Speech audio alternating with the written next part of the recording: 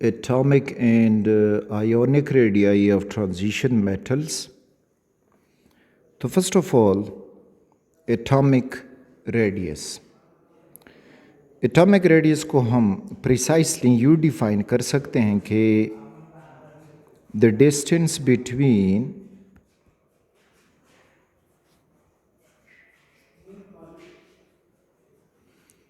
outermost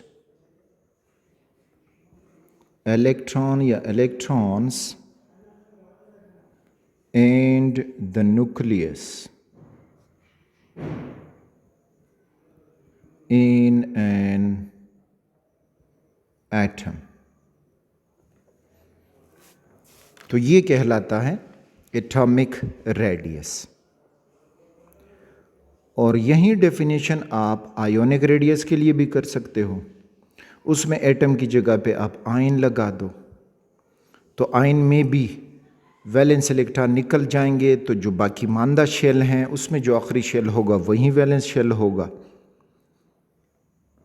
जो बात आपने याद रखनी है तो वो ये कि ये एटम है, जब ये इलेक्ट्रॉन दे जाए तो ये कैटायन बन जाता है विद ए पॉजिटिव चार्ज। अब यहाँ पे जो पॉइंट आपने याद रखना है, जो आपसे पूछा जा सकता है, एटम का जो रेडियस होगा तो atomic radius is larger than its cationic या ionic radius, especially cationic radius. तो यहाँ आप ये पॉइंट याद रखें कि cations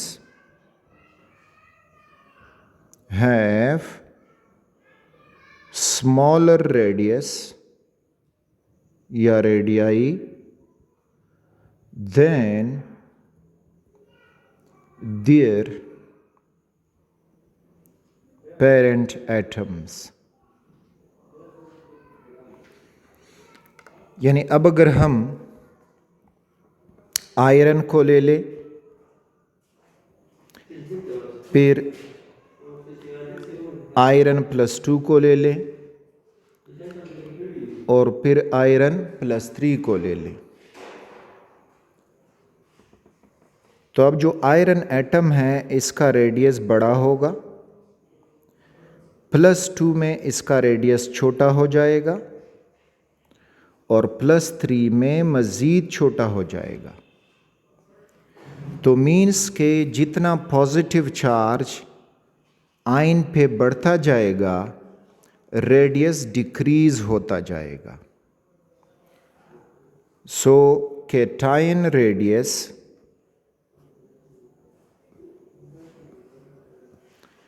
is inversely proportional to charge।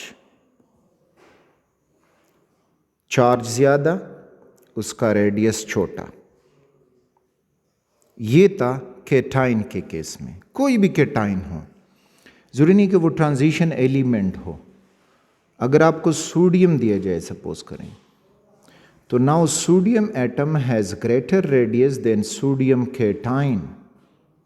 इसी तरह aluminium has greater radius than aluminium 1 positive, greater radius than aluminum 2 positive and greater radius than aluminum 3 positive।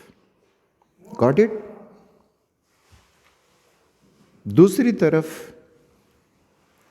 Atom अगर इलेक्ट्रॉन गेन कर जाए तो ये बन जाता है एनायन। अब यहाँ पे जो स्टेटमेंट होगा वो ये होगा कि एनाइंस हैव लार्जर या ग्रेटर रेडियस या radii than their parent atom. तो ये हुआ एनाइंस के लिए।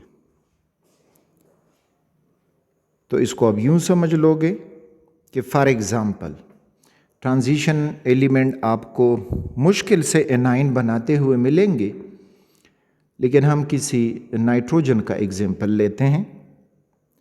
Nitrogen atom, smaller radius than nitrogen 1 negative, smaller radius than nitrogen 2 negative, and smaller radius than nitrogen 3 negative। यानी जो इधर नाइट्रोजन है ये बड़े इस छोटे साइज का होगा, नाइट्राइड 1 नेगेटिव साइज उसका बढ़ जाएगा, नाइट्राइड 2 नेगेटिव साइज मज़ीद बढ़ जाएगा, नाइट्राइड 3 नेगेटिव साइज उसका और बढ़ जाएगा।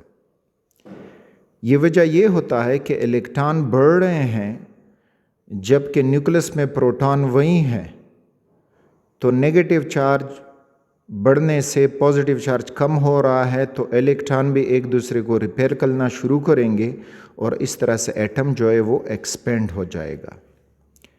जबकि कैटायन के केस में ये था कि न्यूक्लियर चार्ज यानी प्रोटॉन ज़्यादा हो रहे हैं कंपेयर टू इलेक्ट्रॉन, क्योंकि इलेक्ट्रॉन निकल रहे हैं, तो न्यूक्लियस का अट्रैक्शन इलेक्ट्रॉनों पे बढ़ रहा है, तो इस वजह से रेडियस जो है वो छोटा होता है।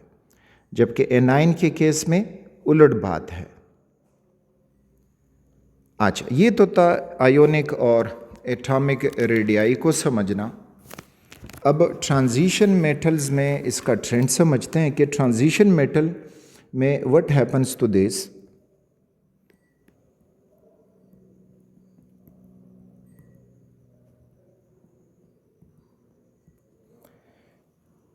ट्रांजिशन मेटल में फर्स्ट ट्रांजिशन सीरीज को पहले समझते हैं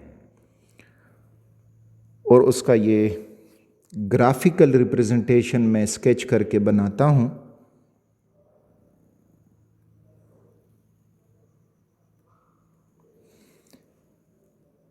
इधर देखोगे तो शुरू होता है स्कैंडियम, स्कैंडियम के बाद रेडियस डिक्रीज होता है, फिर मज़ीद डिक्रीज़ हो जाएगा, फिर यूं डिक्रीज़ होता हुआ कुछ केस में फिर पैरेलल भी हो मिलेगा, ये डिक्रीज़ हो रहा है फर्दर और आखिरकार निकल पे मैक्सिमम डिक्रीज़ मिलेगा और निकल के बाद फिर कॉपर और फिर जाके जिंक। तो 1 2 3 4 5 6 7 8 9 10 ही इस फर्स्ट ट्रांजिशन सीरीज़ में। तो अगर हम इनके ऊपर लिख दें तो ये है scandium, titanium, vanadium, chromium, manganese, iron, cobalt, निकल, कॉपर एंड जिंक। यहाँ पे हमें रेगुलर डिक्रीज़ नहीं मिल रहा, बल्कि अगर हम जाते हैं तो निकल तक मुसलसल डिक्रीज़ मिलता है और फिर कॉपर और जिंक उसमें इंक्रीज़ आ जाता है। तो पहले इस डिक्रीज़ को समझते हैं कि यहाँ से यहाँ तक ये डिक्रीज़ जो आ रहा है, this decrease is due to increasing nuclear charge. Nuclear charge बढ़ रहा है, जिस तरह हमने पीरियड 3 एलिमेंट्स में या किसी भी पीरियड में जो रेडियस डिक्रीज़ होता है तो उसकी बड़ी वजह होती है न्यूक्लियर चार्ज। लेकिन फिर कॉपर और जो जिंक है उनमें जो ये इंक्रीज़ आ गया है,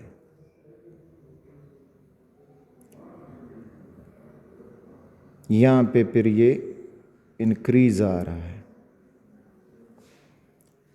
this increase is due to the poor shielding of filling या filled D subshell,